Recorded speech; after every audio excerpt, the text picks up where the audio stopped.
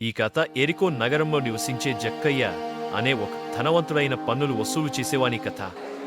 ఒకరోజు యేసయ్య నగరానికి వస్తున్నారని విన్న జక్కయ్య యేసు ఎవరో చూడాలని ఎంతో ఆసక్తిగా ఎదురుచూశాడు. కాని ఆయనకు ఒక చిన్న సమస్య ఉంది.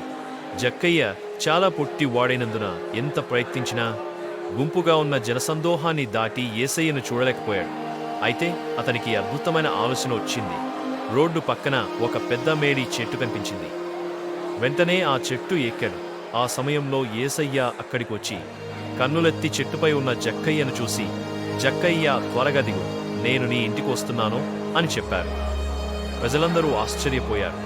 అయితే జక్కయ్య ఎంతో ఆనందించాడు. వెంటనే చెట్టు దిగి యేసయ్యను తన ఇంటికి ఆహ్వానించాడు. అది చూచి అందరూ ఈయన పాపైన మనుష్యుని ఇంటికి బస చేయ వెళ్ళనని సనుక్కున్నారు. యేసయ్యతో గడిపిన ఆ సమయం జక్కయ్య జీవితాన్ని పూర్తిగా మార్చివేసింది.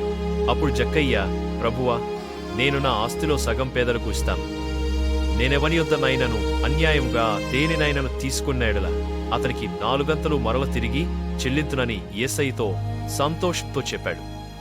యేసయ్య ఆనందంగా చిరునవ్వు చిందిస్తూ, ఈ రోజు ఈ ఇంటికి రక్షణ వచ్చింది. నశించిన దానిని వెదకి రక్షించుటకు మనుష్య కుమారుడు ఈ ఇంటికి వచ్చినని జక్కయ్యతో చెప్పారు. ఈ కథ పిల్లలకు, పెద్దలకు దేవుని ప్రేమ ఎంత గొప్పదో తెలియజేస్తుంది.